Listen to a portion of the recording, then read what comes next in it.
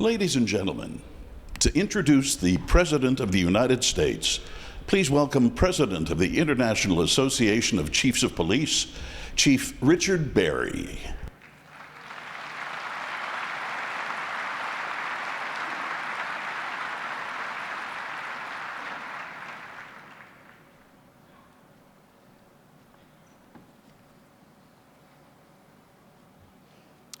Good afternoon, fellow members of the International Association of Chiefs of Police and special guests. It is my distinct honor to welcome the 44th President of the United States, Barack Obama.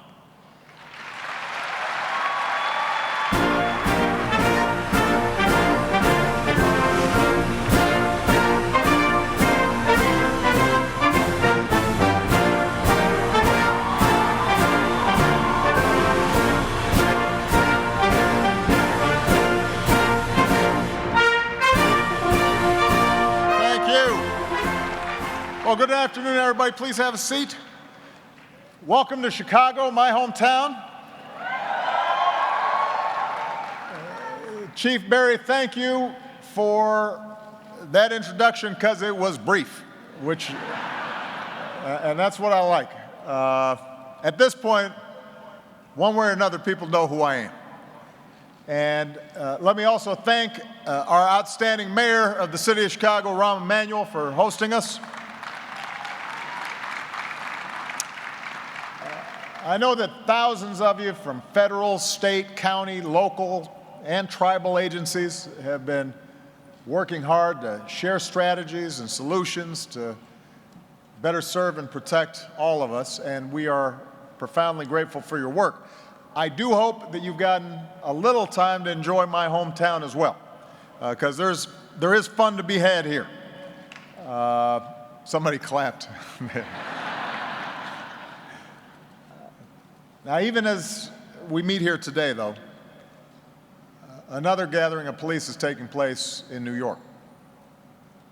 Randolph Holder was born in Guyana to a family of police officers.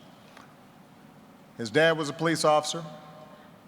His grandfather was a police officer. And after his family came to America, Randolph followed in their footsteps and joined New York's finest. A week ago today, a shots fired call came over the radio. And as Officer Holder chased down a suspect, he was shot and killed in the line of duty. Officer Holder didn't run toward danger because he thought of himself as a hero. He ran toward danger because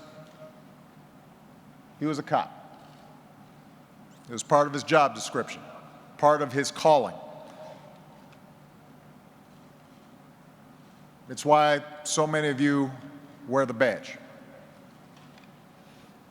Every day, you risk your lives so that the rest of us don't have to.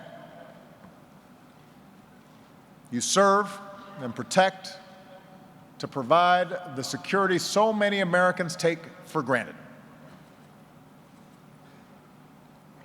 And by the way, your families serve alongside you. And as you serve, America places very high expectations on you. Expectations that cops across America work every day to meet. So I want to start by saying on behalf of the American people, thank you. Thank you. Thank you. This country is safer because of your efforts. Look at the statistics. Over the last 20 years, police have helped cut the violent crime rate and the homicide rate in America by almost half. It's an astonishing statistic. Today, Americans are nearly half as likely to be the victim of an aggravated assault and less than half as likely to be the victim of a robbery. And even lesser known are the countless acts of kindness and support, helpfulness that your officers perform in your respective communities each and every day. So I want to be as clear as I can be. I reject any narrative that seeks to divide police and communities that they serve.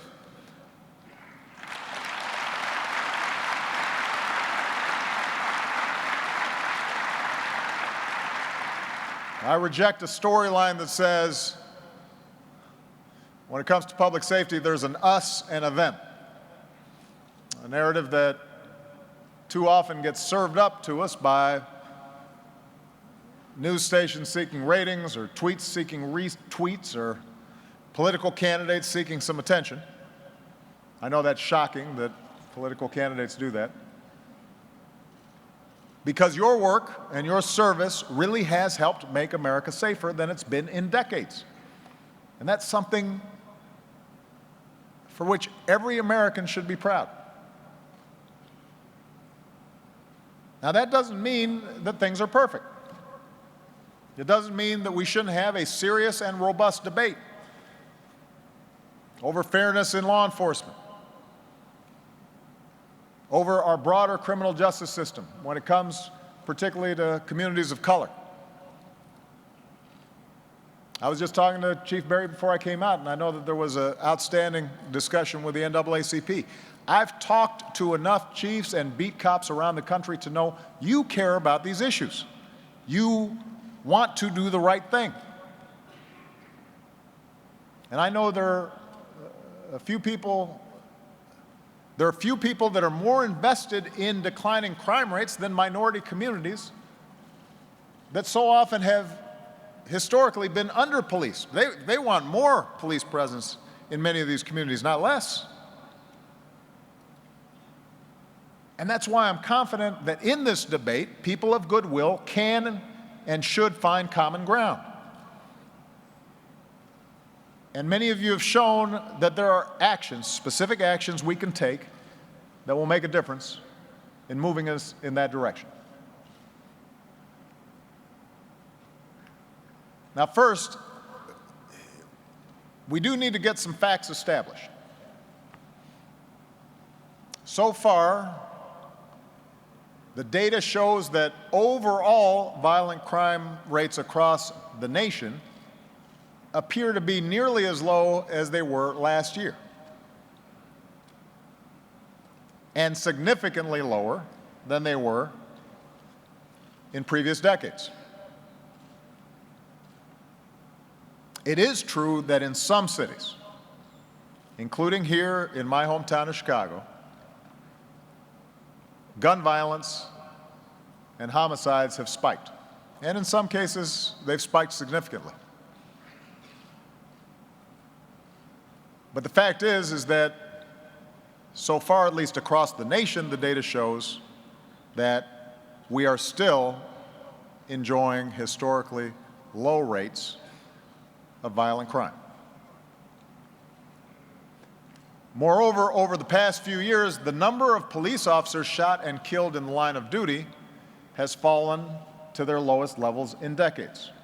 In fact, 2013 saw the fewest cops shot and killed in the line of duty since 1887. Of course, each victim of crime is one too many. Each fallen police officer is one too many.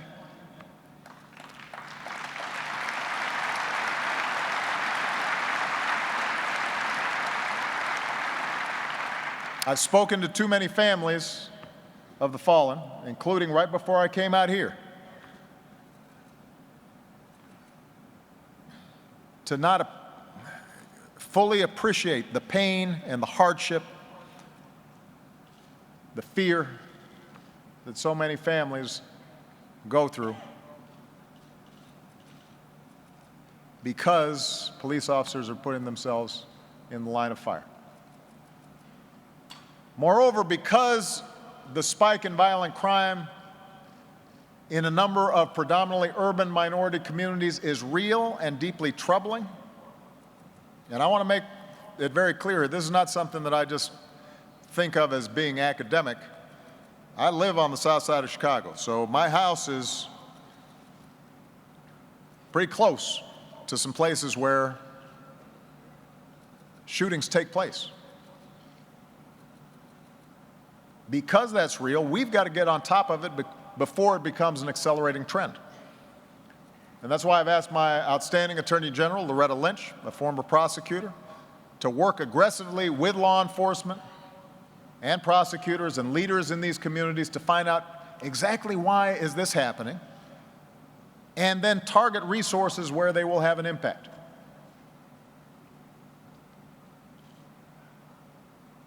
So, for the remainder of the time that I am in this office, and then as a private citizen, I will do everything that I can to encourage cooperation and work hard to make sure that the work that's being done by law enforcement is appreciated and supported, and that we maintain this incredible progress that we've made in terms of reducing crime. But in order for us to do that, we do have to stick with the facts. What we can't do is cherry-pick data or use anecdotal evidence to drive policy or to feed political agendas. If we stick with the facts and we maintain effective coordination across federal, state, and local agencies, then we're going to continue the hard-fought progress that you and so many law enforcement officers have made over the past 2 decades that saves lives and keeps families intact. Now, it's to maintain this progress that I've spent a lot of time this year with people of all backgrounds working to reform our criminal justice system, to think about how can we make it work better. I visited a prison in Oklahoma, met with inmates and corrections officers. I just last week visited a community in West Virginia and met with recovering substance abusers and those working on new solutions for treatment and rehabilitation. I've met with rank-and-file officers in the Oval Office,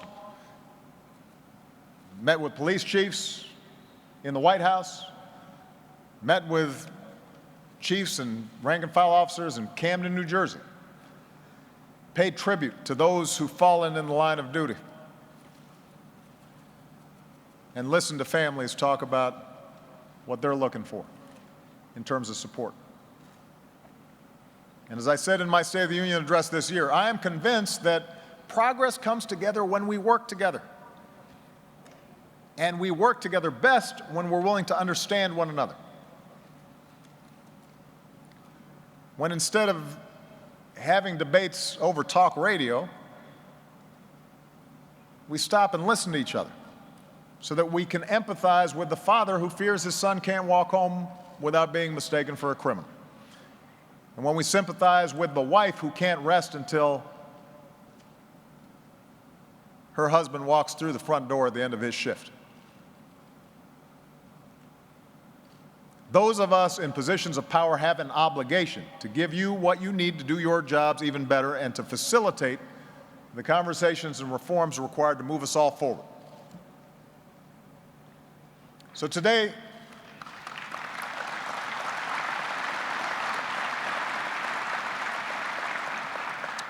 I'd like to focus on 3 things. Obviously, I don't have time to touch on every aspect of these issues. I'm sure you've already heard a lot of speeches today and yesterday. But I want to focus on 3 things that I think are really important.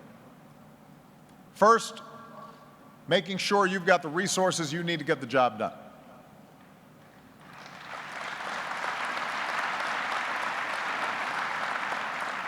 Second, criminal justice reforms that will make the system smarter and fairer.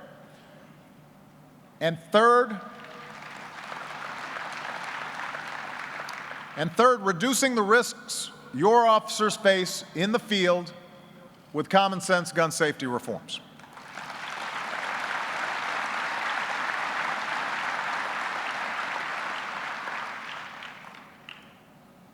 We need to start by supporting you, the men and women who walk that thin blue line. Over the past 6.5 years, my administration has invested more than $2 billion to retain or hire 10,000 police officers. When state and city budgets were paralyzed during the economic crisis, we stepped in to save the jobs of thousands of cops.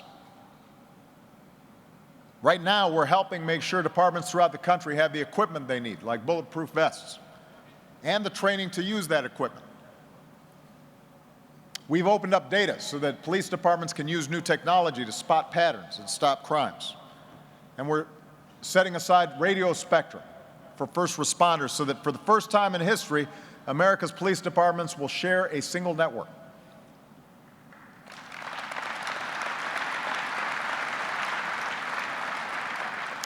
We're creating a nationwide blue alert system and launching anti-ambush training programs to help keep officers safe. Now, Vice President Joe Biden, a lifelong friend of law enforcement, has an expression he likes to offer. He's got an expression for everything. Show me your budget, and I'll tell you what you value. Well, I tell you what. In my budget proposal, I've asked Congress to increase funding for the COPS program so that we can hire even more police officers and make sure you have the training and equipment you need. That's what I value. It's in my budget. And I'll be honest with you, in the past, some Republicans in Congress have tried to cut funding for the COPS program to zero. And I've argued that's wrong. It won't make us safer. It's time more folks in Washington started valuing our cops, not just giving lip service to it. Now, the good news is the COPS program and other programs that your departments rely on to do your jobs may get some relief from the harmful spending cuts that Congress imposed a couple of years ago, because last night, Democrats and Republicans in Congress came together around a long-term budget agreement. I'm pretty happy about that because it reflects our values, growing the economy and the middle class by investing in the things like education and job training that are needed, and it keeps us safe by investing in our national security. It's paid for responsibly, in part with a measure to make sure hedge funds and private equity firms pay what they owe in taxes, just like everybody else. It's the right thing to do. And it's an actual bipartisan compromise, which hasn't been happening in Washington a lot lately. Locks in 2 years of funding for budgets that finally free us from this cycle of shutdown threats and last-minute patchwork fixes. It allows us to plan for the future, and as a consequence, will allow your departments to plan for the future. So that's good news for everybody. It's a step forward. And I hope both parties come together to pass this agreement without delay. They've got a few days to do it. And then I hope Congress gets right to work on spending bills to invest in America's priorities, and that they don't get sidetracked by ideological provisions that have no place in America's budget process. Now, I believe that valuing law enforcement starts with making sure that it provides you the resources you need. But I also think it means more than just funding our priorities. Money helps. More police officers help. But we've got to do more.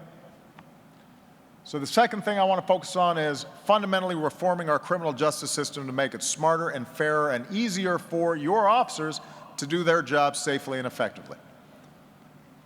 Now, this is not an easy conversation to have. First of all, we all care about keeping crime rates low, and things have been working, and so a lot of folks say, what's the problem? But for generations, we've had African American and Latino communities who've pointed to racial disparities in the application of criminal justice, from arrest rates to sentencing to incarceration rates. And all too often, those concerns, no matter how well documented, have been brushed aside.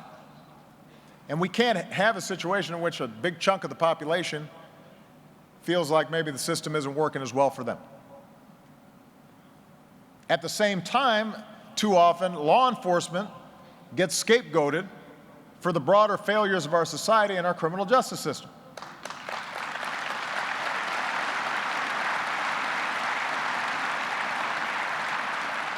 And I know you do your jobs with distinction no matter the challenges you face. That's part of wearing a badge. But we can't expect you to contain and control problems that the rest of us aren't willing to face or do anything about. Problems ranging from substandard education to a shortage of jobs and opportunity, an absence of drug treatment programs, and laws that result in it being easier in too many neighborhoods for a young person to purchase a gun than a book. So, if we're serious about protecting our communities and supporting our police departments, then let's invest in more opportunity and let's try to stop more crime before it starts. Let's go after the racial disparities at the root. One study found that every dollar we invest in pre-K, in universal pre-K, early childhood education, we save at least twice that down the road in reduced crime. Getting a teenager a job for the summer may cost some money, but it costs a fraction of what it will cost to lock him up for 15 years.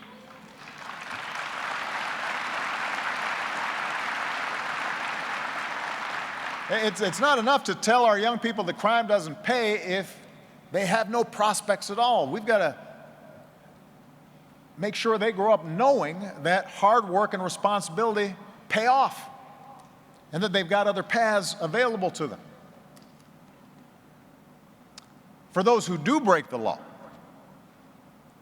we do have to take a hard look at whether, in all circumstances, punishment fits the crime. Now, I want to be clear about this. Right now, America is home to less than 5% of the world's population, but about 25% of its prisoners. Now, plenty of them belong there. I don't have sympathy for dangerous, violent offenders. I don't have sympathy for folks who are preying on children. I've got 2 daughters. I care about making sure these streets are safe. So you know, this is not some bleeding heart attitude here. Violence is real in this city and around the country. And I've seen firsthand the devastation the drug trade has wrought on individual lives and entire communities. And I believe that those who peddle drugs need to be punished. I don't think decriminalization is some panacea. You know, but down in West Virginia, you'd hear stories of families where these are good folks whose children were getting caught up in drugs, and young people suddenly overdosing 3-4 times, getting caught up in the criminal justice system themselves because they were hooked. But it's also important for us to acknowledge that our prisons are crowded with not only hardcore violent offenders, but also some nonviolent offenders serving very long sentences for drug crimes at taxpayer expense. And it's important to acknowledge that having millions of Black and Latino men in the criminal justice system without any ability for most of them to find a job after release, and most of them will eventually be released, that's not a sustainable situation. It is possible for us to come up with strategies that effectively reduce the damage of the drug trade without relying solely on incarceration. And the reason I say that is because we've seen states and local police departments and law enforcement do it. States from Texas to South Carolina to California and Connecticut have already reduced their prison populations over the last 5 years and seen their crime rates fall. So let's take some of the $80 billion we spend each year to keep people locked up, not all of it, because like I said, some of those folks you want behind bars. But let's look at the system and see where areas where we can use some of that money to help law enforcement go after drug kingpins and violent gangs and terrorists. And if we can get some with a drug addiction or mental health issue into treatment,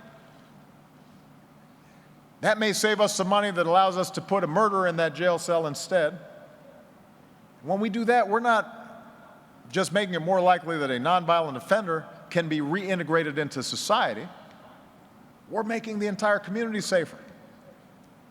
If rehabilitation programs help a prisoner become a skilled worker instead of a hardened criminal, you are less likely to have to arrest that person again and again and again and again.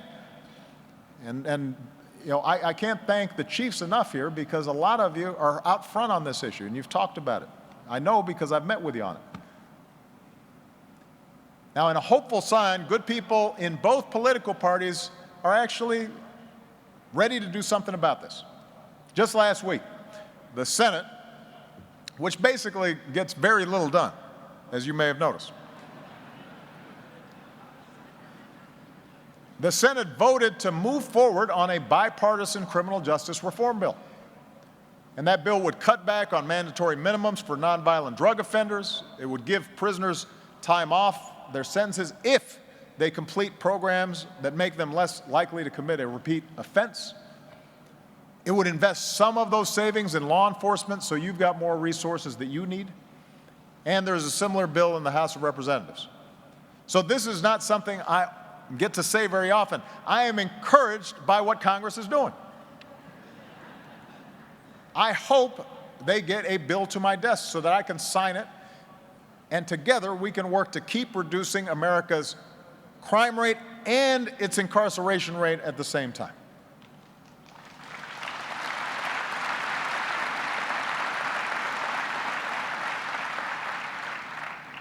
Now, even if we pass bipartisan reform,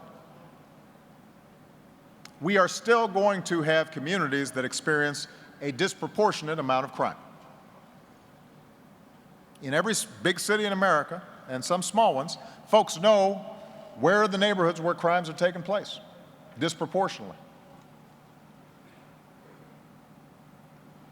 And in some of those communities, we've still got work to do to restore trust between law enforcement and the citizens they protect and serve. This is also a hard conversation, but I hope you don't mind. I'm going to go ahead and have it. It's one of the benefits of not having to run for office again.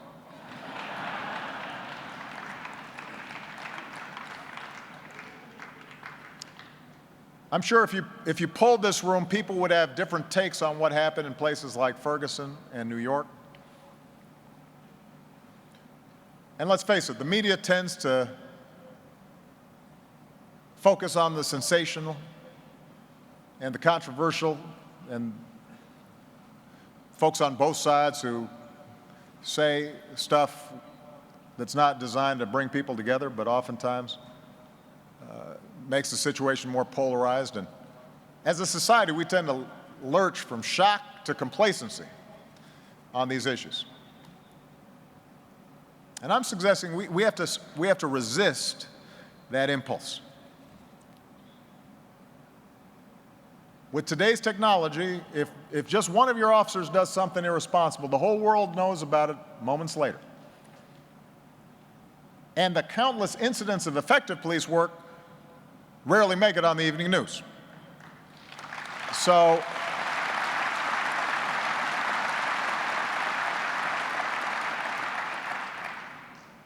it's important for us not to just pounce and jump on anything that happens and immediately just draw conclusions. We've got to resist the false trap that says either there should be no accountability for police, or that every police officer is suspect no matter what they do. Neither of those things can be right. It's on all of us to let investigations uncover facts, to make sure that stories of misconduct aren't spread before we know the facts, and that they're not the only stories that we share. Because, as I said before, every day your officers aren't just stopping crimes, they're responding to emergencies and protecting victims of domestic violence and volunteering to coach Little League and refereeing pickup games. Those stories need to go viral as well. But You know as well as I do that the tensions in some communities, the feeling that law enforcement isn't always applied fairly, those sentiments don't just come out of nowhere. I mean, there's a long history here in this country. It's not something that any individual person here is responsible for, but we all have a responsibility to do something about it because it's part of our legacy. You know, I was at an event last week with LA's police chief, Charlie Beck, and we were asked about this issue of tensions and the feeling in minority communities that sometimes law enforcement isn't applied fairly. And I repeated what I've said before, which is that there were times when I was younger, and maybe even as I got a little older, but before I had a motorcade, where I got pulled over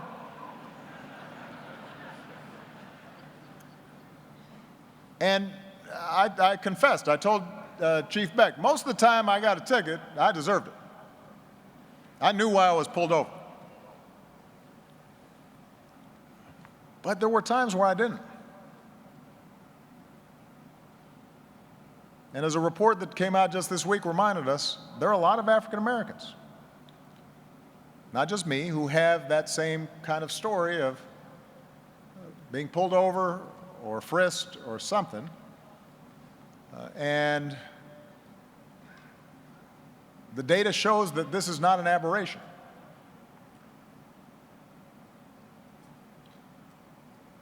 It doesn't mean each case is a problem. It means that when you aggregate all the cases and you look at it, you've got to say that there's some racial bias in the system. Now, problems of racial justice or injustice have been running themes throughout this country's history in every institution. In every institution. And by the way, bias and stereotypes oftentimes go both ways.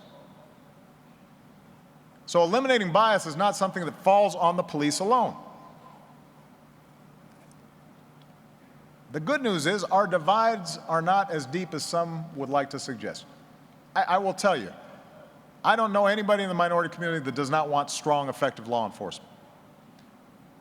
I don't know anybody who doesn't want their kids to be safe when they're walking to school or playing in a playground. Everybody should understand that police officers do a dangerous job. Nobody wants to see police officers hurt.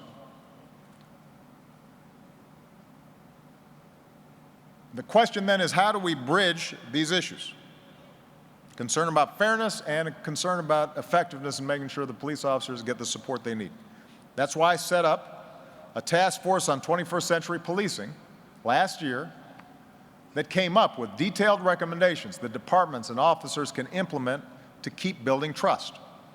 And I appreciate all the members of the IACP who joined, fellow officers and community activists and young people as part of that task force. I would urge all the chiefs here and all of you who are interested in this to look at the task force recommendations, because it was really interesting. You had people who were protesters at Ferguson sitting with police officers and police chiefs, and they came up with some shared recommendations. It talked about having open data and independent investigations to make sure the system was fair. It talked about helping law enforcement work with schools and businesses and youth groups so that kids who want to make a difference in their communities say, when I grow up, I want to be a cop. Right here in Chicago, Mayor Emanuel and the Chicago PD have spent the past few years working to build on this philosophy, forming new partnerships with ministers, putting more officers on bikes and on foot so they can talk to residents. Earlier this year, I went to Camden, New Jersey, where they used to have complete mistrust between the department and local residents, and where the crime rate was sky high. And they're now using community policing and data to drive down crime. They've got a war room with cameras trained on hot spots around the city. And they've got software that lets community residents direct those cameras on where drug dealers or gangs are congregating. And that way, local residents feel that they're not just being spied on, they're partners with the police. The police chief there trained their officers from the very first day. The officers would just be dropped off in the neighborhoods they were going to be serving and said, "You're spending all day here without a car, figure it out." Which meant that if they even just wanted to go to the restroom, they'd have to get to know the local business. And they started meeting parents and communities. And that way because they knew the communities they were serving, they were able to distinguish between the drug dealer and the good kid, even if both of them were wearing a hoodie. The police even bought 2 ice cream trucks with drug forfeiture money, and in the summer drove them into some neighborhoods where gangs had taken over. And drug dealers were peddling on the streets, and otherwise the street was empty. They drove those ice cream trucks, planted them there, and had police officers giving out free ice cream. And suddenly the community started coming out, and the drug dealers started fading away. All of a sudden, the street corners where criminals were dealing drugs had police officers dishing out free chocolate chip. But in all of these efforts, the goal was to get the community involved before a crime takes place, to build trust before a crisis erupts. And officers then feel more welcome to their communities. Citizens are more likely to cooperate with the police, and that makes us all safer. Now, look, I'm not naive. I'm not suggesting that any of this is easy. A lot of times it means more resources for police departments because it's more labor intensive.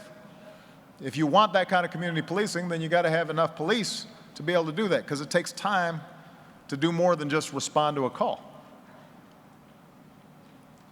And I don't want to suggest that we're ever going to eliminate all misunderstandings or stereotypes between police officers and minority communities. It's certainly not going to happen overnight, and it's especially tough because there's more crime in these communities, which means that the police are interacting with them more than they are in some fancy neighborhoods.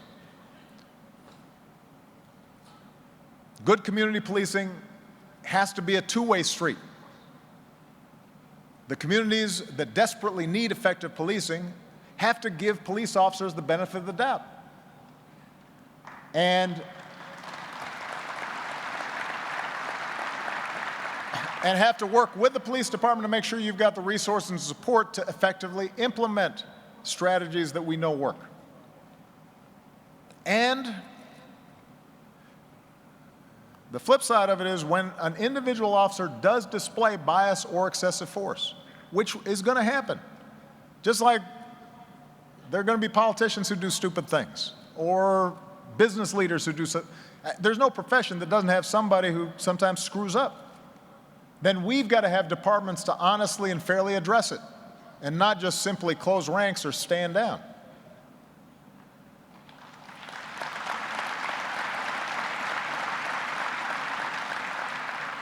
So none of this is easy, but it can be done, and it has to be done, because I refuse to believe that the only choice we have is to either ignore circumstances of racial bias or make it impossible for police officers to do their job.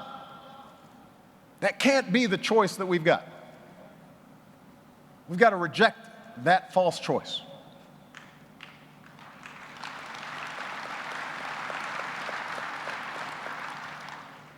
Third point: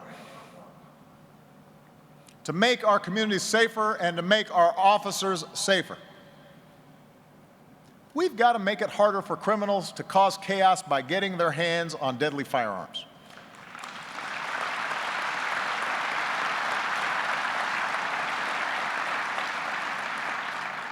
Police officers see the toll that gun violence takes on our communities. Not just when there's a mass shooting, but every single day. If you go to the south side of Chicago or the west side of Chicago and you walk around neighborhoods that now have big problems with violent crime and homicide, and you talk to the folks who've lived there for a long time and they ask you what's changed, some of it they'll talk about in terms of, well, there used to be more jobs here. People could go over the factory, even if they didn't have a great education, could make a decent living. Households were more intact. But a lot of what they'll say is, you know, it used to be if a kid or a group of kids was misbehaving, adults could say something to them, and now folks don't, because you don't know if they're armed. You don't know if they're armed. So police officers don't have the luxury of seeing this issue in black and white terms. You know exactly why someone all too often should want to own a gun. It's a powerful instrument. It helps you do a dangerous job. It's something that has to be used with care. Many of you, like millions of law-abiding Americans, are sportsmen or hunters, or you've got a firearm in your home for protection, but you also know the fact is that it's too easy for criminals to buy guns, and that makes your already dangerous job far more dangerous than it should be. And it makes the communities so fearful that it's harder for them to be a good partner with you, because the streets become abandoned and parents start not being as involved in monitoring what's taking place. You have a risk of being shot. It's risky enough responding to a domestic violence call or a burglary in progress without having to wonder if the suspect is armed to the teeth, maybe has better weapons than you do. And the fact is that in states with high gun ownership, police officers are 3 times more likely to be murdered than in states with low gun ownership. That is a fact. So you know that more guns on the streets do not make you or your community safer.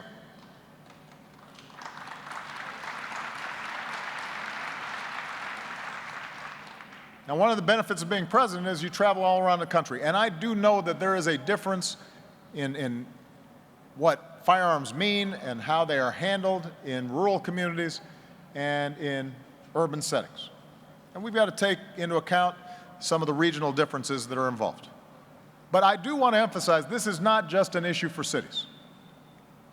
Yeah, there are those who criticize any gun safety reforms by pointing to my hometown as an example.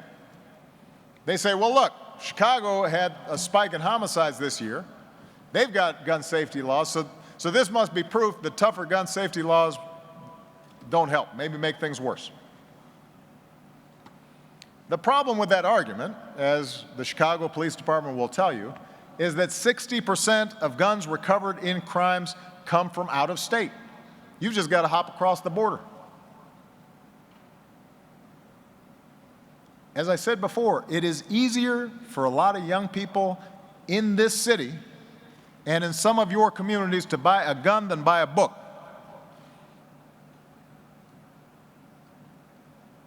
It is easier in some communities to find a gun than it is to find some fresh vegetables and a supermarket. That's just a fact. And that's why the IACP and the overwhelming majority of the American people, Democrat and Republican, believe we should require national criminal background checks for anybody who wants to purchase a gun.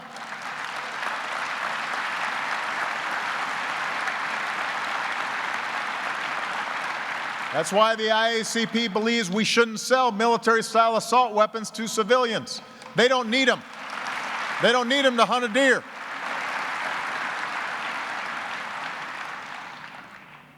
Here, it's just a simple proposition. Cops should not be out-armed by the criminals that they're pursuing.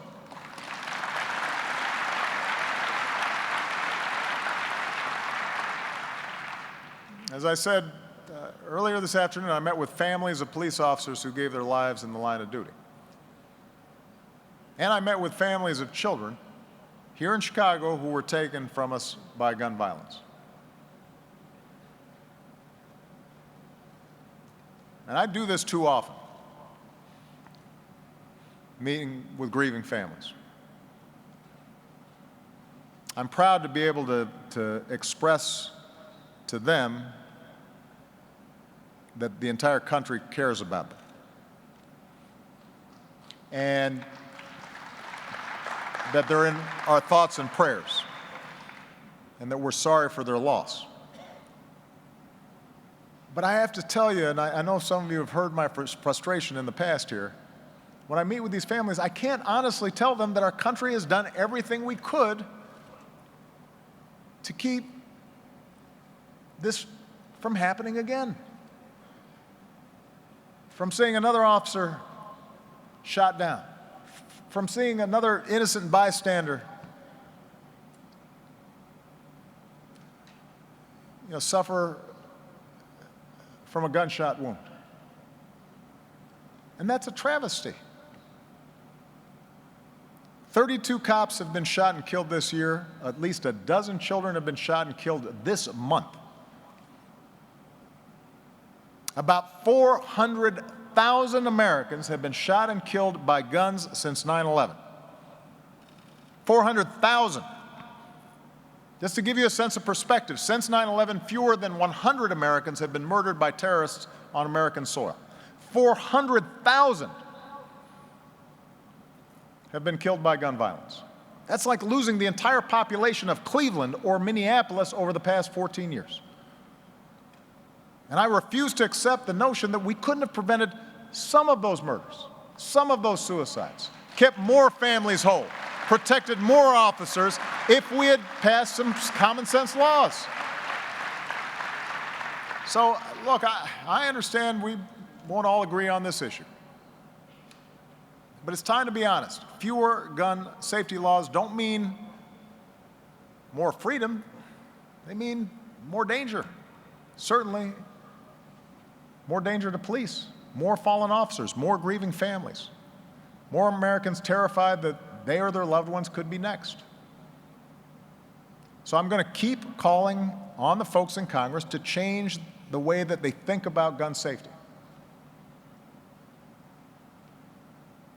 And if they don't, I'm going to keep on calling on Americans to change the folks in Congress until they get it right.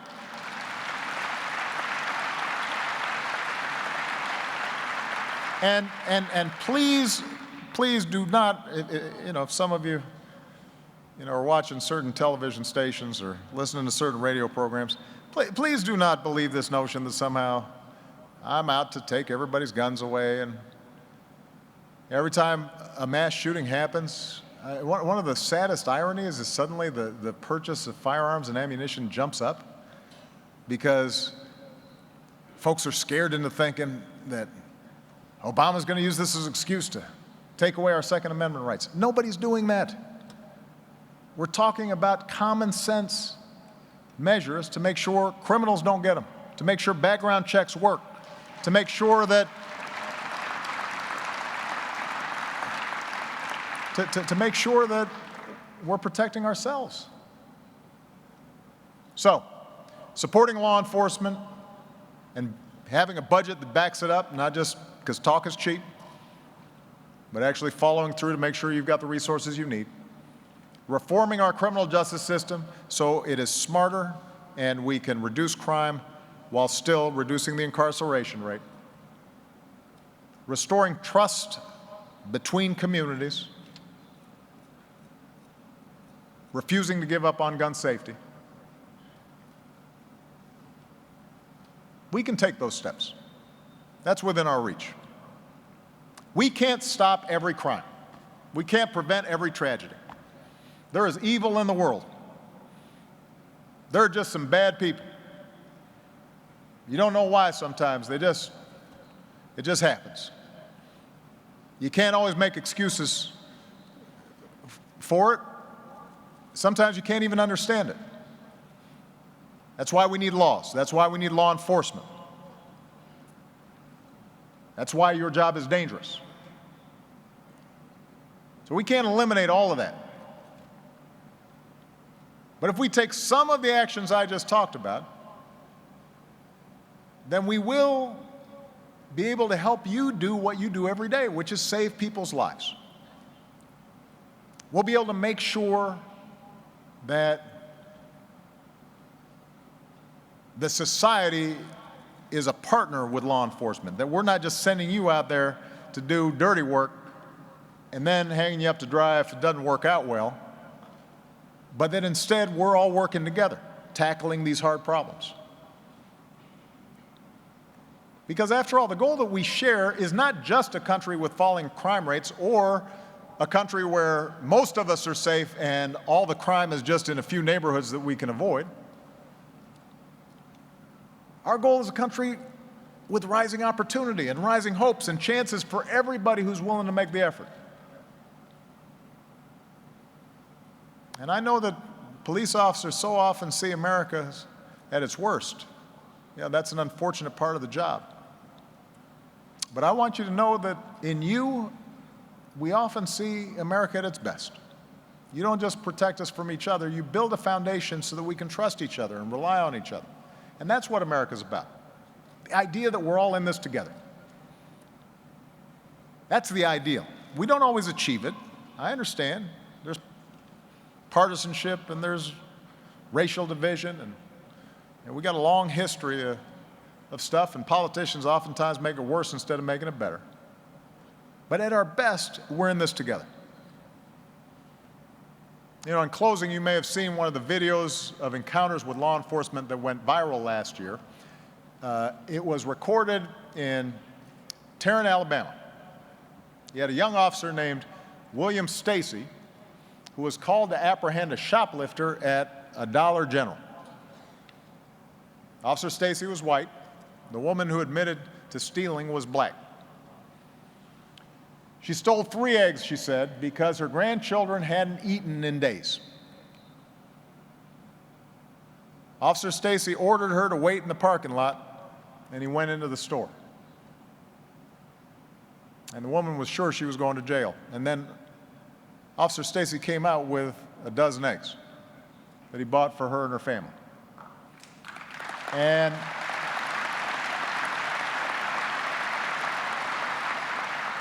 that's not just a testament to Officer Stacy, because when the video of the encounter went viral, folks across the country began calling the Tarrant Police Department asking how they could help too.